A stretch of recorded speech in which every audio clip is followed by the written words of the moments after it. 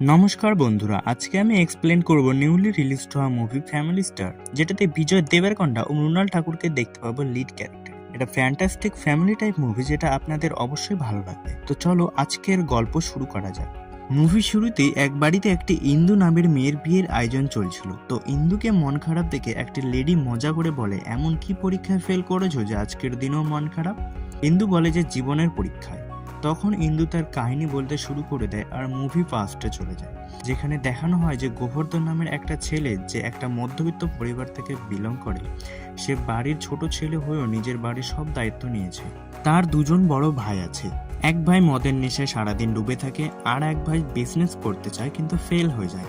তাই তার দুই ভাইয়ের বউ বাচ্চার দায়িত্ব গোবর্ধন নিজের কাঁধেই নিয়েছে। আর তার একটা দিদাও আছে, যেহেতু তার মা বাবা নেই তাই সে তার দিদাকে অনেক ভালোবাসে। তারপর সকালে উঠে আমাদের হিরো তার বৌদিদের সঙ্গে খাবার বানাতে সাহায্য করে। তখনই তার বড় বৌদি তার বাচ্চাদের স্কুলে নতুন জুতো কেনার জেদে তাকে মারছিল। তখন সে কথা দেয় যে সন্ধেবেলা অফিস থেকে ফেরার পথে জুতো কিনে আনবে। সে অফিসে যাওয়ার সময় তার একটা মেজো ভাই তার কাছে বিজনেসের জন্য কিছু টাকা চাইছিল। গোবর্ধন তখন বলে যে সে দুদিনের মধ্যে তাকে টাকার ব্যবস্থা করে দেবে। তারপর সে তার দিদাকে বসে থাকা দেখে একটু বকা দিয়ে বলে যে সারাদিন বসে না থেকে একটু হাঁটাচলা করতে, তাছাড়া তার আরো শরীর খারাপ করবে। তখন তার দিদা তাকে কাছে এসে বসতে বলে আর বলে যে পায়ের জুতোটা খোল। তখন গোবর্ধন জুতো খুললে তার দিদা তার পায়ের তালুতে কালো টিকা লাগিয়ে দেয় আর বলে যে তুইও তাড়াতাড়ি বিয়েটা করে নে। তখন গোবর্ধন বলে যে আমি এখন বিয়ে করতে চাই না। বাড়িতে এত সমস্যার মধ্যে যদি আমি বিয়ে করি আর আমার বউ যদি ভালো না হয়, তাহলে পুরো সংসারকে তছনছ করে দেবে। এর থেকে বোঝা যায় যে গোবর্ধন তার পরিবারকে কতটা ভালোবাসে। তারপর সে অফিসে যাওয়ার সময় পেট্রোল পাম্প থেকে 23 টাকার পেট্রোল ভরায়, কারণ সে ছোট ছোট খরচা বাঁচিয়ে পুরো পরিবারকে একাই সামলায়। তারপর সে অফিসে একটা নতুন বিল্ডিং এর ডিজাইন নিয়ে যায়, যার থেকে বোঝা যায় যে গোবর্ধন একটা সিভিল ইঞ্জিনিয়ার। আর আজকে সে অফিসে নতুন বিল্ডিং এর প্রেজেন্টেশন দেবে। সে প্রেজেন্টেশন দেওয়ার পর বস তাকে অনেক সুনাম করে। কিছুক্ষণ পর গোবর্ধনের কাছে একটা মেয়ে আসে, আর তাদের কথাবার্তা শুনে মনে হয় যে মেয়েটা গোবর্ধনকে অনেকবার প্রপোজও করেছে, কিন্তু গোবর্ধন রিজেক্ট করে দিয়েছে, কারণ সে জানে মেয়েটাকে বিয়ে করলে তার ফ্যামিলি থেকে তাকে আলাদা করে দেবে। তারপর সে রাতে তার দাদাকে মদের দোকানে নিতে যায়, কিন্তু তার দাদা তার সঙ্গে আসে না, যেটা থেকে বোঝা যায় যে তাদের মধ্যে সম্পর্ক ভালো নয়। আর সম্পর্ক কেন ভালো নয় তা আমরা মুভিতে আগে দেখতে পাবো। তার পরের সিনে গোবর্ধনের কাকাকে একটা গুন্ডা ভয় দেখিয়ে তার জমি কবজা করে নিতে চায়। গোবর্ধনকে তার কাকা সেটেলমেন্ট করিয়ে দেওয়ার জন্য ডাকে। গোবর্ধন এসে শান্তভাবেই কথা বলছিল, কিন্তু তারপর সে গুন্ডাদেরকে পিটিয়ে ভাগিয়ে দেয়। আর হেল্প করার জন্য গোবর্ধনকে তার কাকা 50,000 টাকা দিয়েছিল। তারপর যখন গোবর্ধন রাতে বাড়িতে এসে ছোট বোতলে মদ ভরে নিয়ে ছাদে যায়, তখন তার দিদা বলে যে ওই উপরের ঘর ভাড়া দিয়ে দিয়েছে। আসলে গোবর্ধন ওই ঘরে চিল করার জন্য যেত। তারপর সে বলে আমি ওই ভাড়াটিয়াকে এখনই বের করে দিব।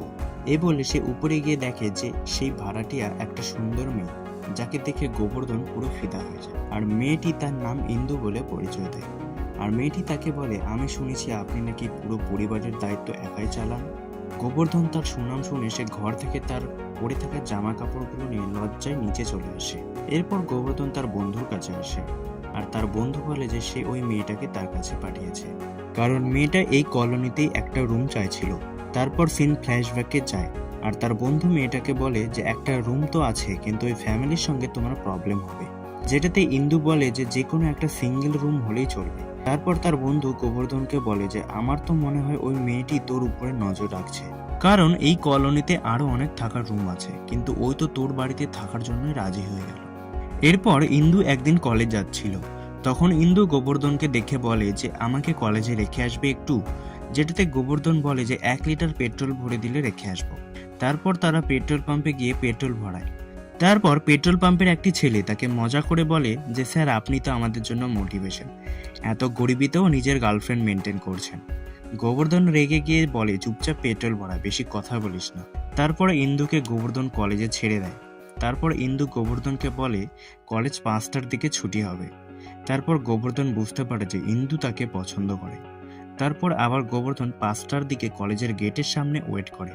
তারপর তারা একসঙ্গে বাড়ি আসে, আর গোবর্ধনের ফ্যামিলি তাদের দেখে অবাক হয়। তারপর কিছুদিন পর গোবর্ধনের বাড়িতে একটা অচেনা লোক এসে ঢুকে যায়, আর তার দিদা লোকটাকে জিজ্ঞেস করলে লোকটা বলে আপনার বড় ছেলে আমার টাকা না দিয়ে আমার ফোন তুলছে না, আমার থেকে লুকিয়ে বেড়াচ্ছে। তারপর লোকটি গোবর্ধনের বৌদির উপরে নজর দেয় ও তাদের অপমান করে চলে যায়। তারপর গোবর্ধন তার বৌদিকে ও ফ্যামিলিকে নিয়ে সেই লোকটার কাছে যায়। তারপর বাচ্চাদের সেখানে বসিয়ে সে লোকটির গুন্ডাদেরকে পিটাতে শুরু করে দেয়। আর গোবর্ধন বলে যে আমাদের পরিবারের আসা বউ শুধু পরিবারের বউ নয়, তারা আমাদের পরিবারের মেয়ে। তারপর গোবর্ধন সেই লোকটিকে বলে, তোর নজর দ্বিতীয়বার আমার পরিবারে পড়লে এটা ভেবে নিস যে আমাদের বাড়িতে ছেলেদেরও কমতি নেই। তারপর তারা সেখান থেকে চলে যায়। এর থেকে বোঝা যায় যে গোবর্ধন নিজের পরিবারের জন্য সবকিছু করতে পারে। এর পরের দিনে গোবর্ধনের দাদা বাড়িতে আসলে সে তার দাদাকে বলে যে ভাই এসব বন্ধ করে দাও, এসব ফ্যামিলির জন্য ভালো না, এসব কিসের জন্য করো, আমার উপর রেগে করো তো, তাহলে আমাকে মারো, আমি আমার পুরনো ভাইকে যে করে হোক ফিরে চাই। তারপর গোবর্ধনকে তার দাদা থাপ্পড় মেরে কাঁদতে কাঁদতে চলে যায়। এরপর ইন্দু গোবর্ধনের দিদাকে জিজ্ঞেস করে যে ওদের দুজনের মাঝে কি হয়েছে।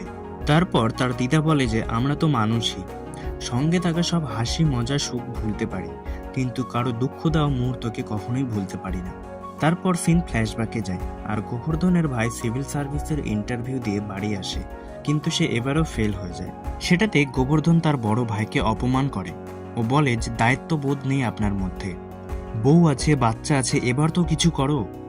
আর সেই দিন তার ছোট ভাইয়ের কাছ থেকে পাওয়া আঘাত তাকে অনেক কষ্ট দেয়। সেই দিন থেকে সে মদ খেতে শুরু করে দেয়। তার ভাইয়ের এই অবস্থার জন্য তার বৌদি বা তার বাচ্চারা যেন তাকে দোষী না ভাবে, সেই জন্য সে যে করে হোক পুরো ফ্যামিলির দায়িত্ব একাই সামলায়।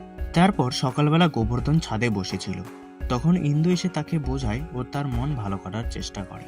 আর ইন্দু তাকে 10 লাখ টাকা দেয়, গোবর্ধন যেটা নিতে চায় না। কিন্তু ইন্দু এর উত্তরও বলে যে পুরো ফ্যামিলির ভালো মন্দের দায়িত্ব তুমি একাই নাও, তোমার ভালো মন্দের দায়িত্বও তো কাউকে নিতে হবে। এটা বলে ইন্দু কলেজ চলে যায়। এর থেকে গোবর্ধন বুঝতে পারে যে ইন্দু তার সঙ্গে থাকতে চায়। তার পরের সিনে গোবর্ধন পুরো বাড়িকে সাজিয়ে রাখে আর তারা ইন্দুর আসার অপেক্ষা করছিল। তারপর ইন্দু একটা বই পাঠায় যেটা একটা লোক এসে গোবর্ধনকে দেয়। আর সেই বইটাতে গোবর্ধনের ফ্যামিলির ব্যাপারে একটা থিসিস লেখা থাকে। গোবর্ধন বুঝতে পারে যে ইন্দু এতদিন ভালোবাসার নাটক করছিল শুধুমাত্র থিসিস লেখার জন্য। তারপর গোবর্ধন কলেজে যায় ইন্দুর সঙ্গে দেখা করতে। তারপরে ইন্দুকে সে বলে এসব কি। ইন্দু তাকে বোঝানোর চেষ্টা করে যে সে আসলে কোনো নাটক নয়, তাকে সত্যিই ভালোবাসে। কিন্তু গোবর্ধন তাকে থাপ্পড় মেরে অপমান করে চলে যায়।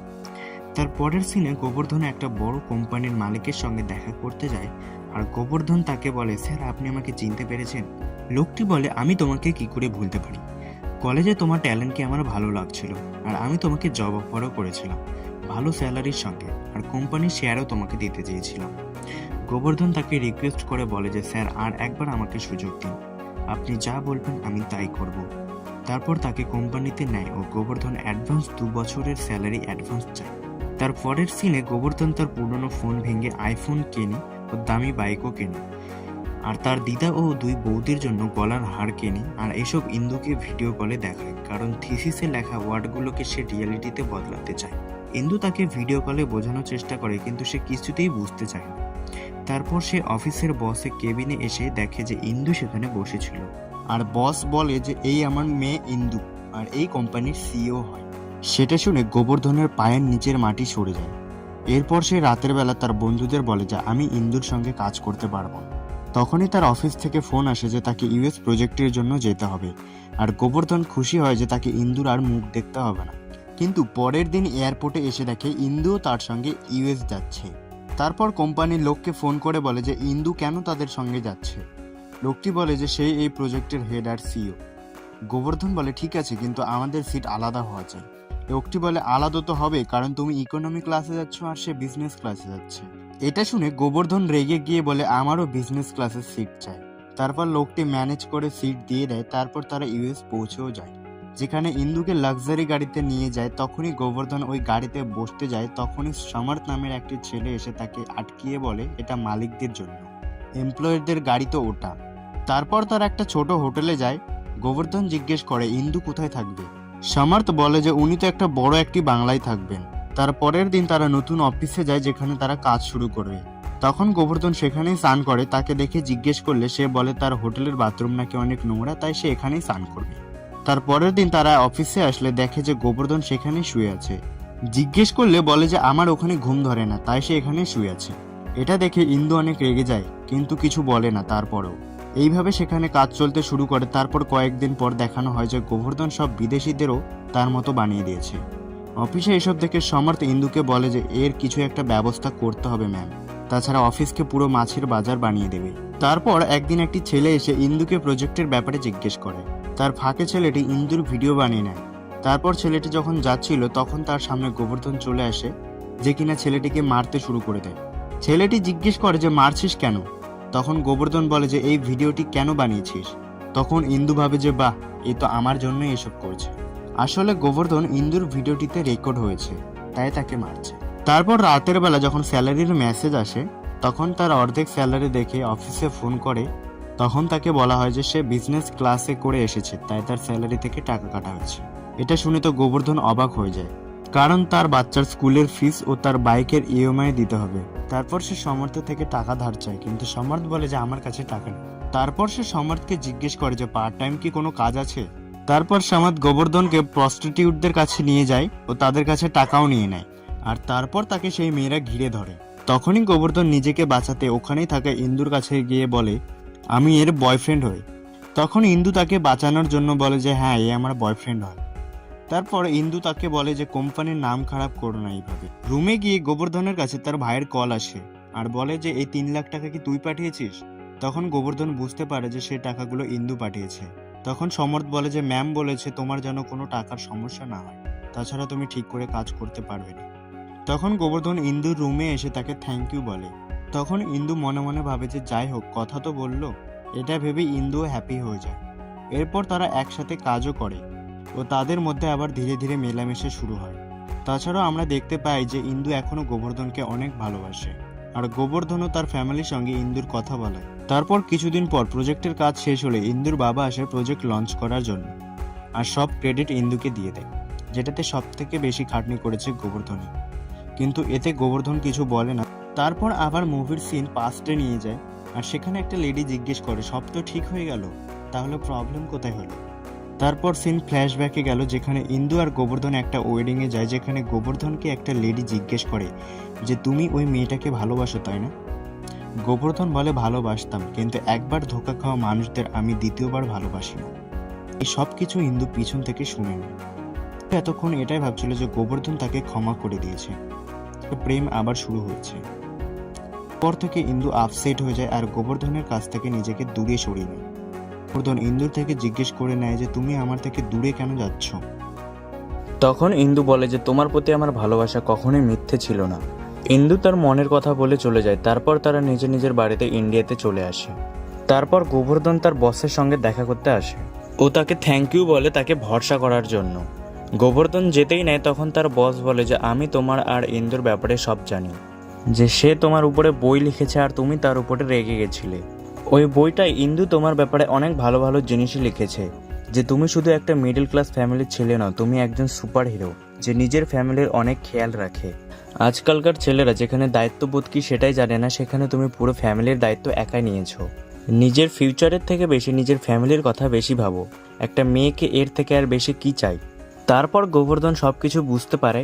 তারপর ইন্দুকে কল করে, কিন্তু ফোনে পায় না। তারপর বস তাকে সবকিছু খুলে বলে যে কয়েকদিন আগে কি হয়েছে। তারপর সিন ফ্ল্যাশব্যাকে চলে যায়। আসলে ইন্দুর বাবার কাছে একটা বড় মন্ত্রী এসেছিল, যে বলে আমার ছেলে আমার পরে মন্ত্রী হতো, কিন্তু সে ইউএস ঘুরতে গিয়ে একটা ছেলের সঙ্গে তার ঝগড়া হওয়ার পর তার অ্যাক্সিডেন্ট হয়। তারপর সে কোমাতে চলে যায়। তাই আমি আমার ছেলের সঙ্গে তোমার মেয়ের বিয়ে দেবো, যেন সে তার ভালো করে খেয়াল রাখতে পারে, আর এটাও না হলে আমি তোমার পরিবারকে ধ্বংস করে দেব। তারপর গোবর্ধন তার দিদাকে নিয়ে সেই মন্ত্রীর বাড়িতে চলে যায়, যেখানে গিয়ে সে বইটা সবাইকে দিতে শুরু করে আর ইন্দুকে ডাকে। আর বইটা লেখার জন্য ইন্দুকে থ্যাংক ইউ বলে, কিন্তু ইন্দু তো তার উপর এখনো রেগে আছে। আর মন্ত্রীটা তখন লোক নিয়ে আসে ও গোবর্ধনকে মারতে শুরু করে দেয়। প্রথমে তো আমাদের হিরো মার খায়, কিন্তু যখন ইন্দু তার নাম নেয় তখন গোবর্ধনও গুন্ডাদের মারতে শুরু করে দেয়। তারপর গোবর্ধন সে মন্ত্রীকে হুমকি দেয় আর বলে যে তুমি এটাই চাও তো তোমার ছেলের কেউ খেয়াল রাখুক। তখন গোবর্ধন বলে ইন্দু নয়, আমি নিজে তোমার ছেলের খেয়াল রাখবো। তারপর ওই মন্ত্রীও রাজি হয়ে যায় আর গোবর্ধন আর ইন্দুর ধুমধাম করে বিয়ে হয়। আর মুভিটা এখানেই শেষ হয়। আর এই মুভিটা খুব ফানি এবং তোমাকে এটা বোঝাবে যে ফ্যামিলির গুরুত্ব কতটা। আশা করছি তোমাদের মুভিটা অবশ্যই ভালো লেগেছে, তাই লাইক, কমেন্ট ও সাবস্ক্রাইব অবশ্যই করবে।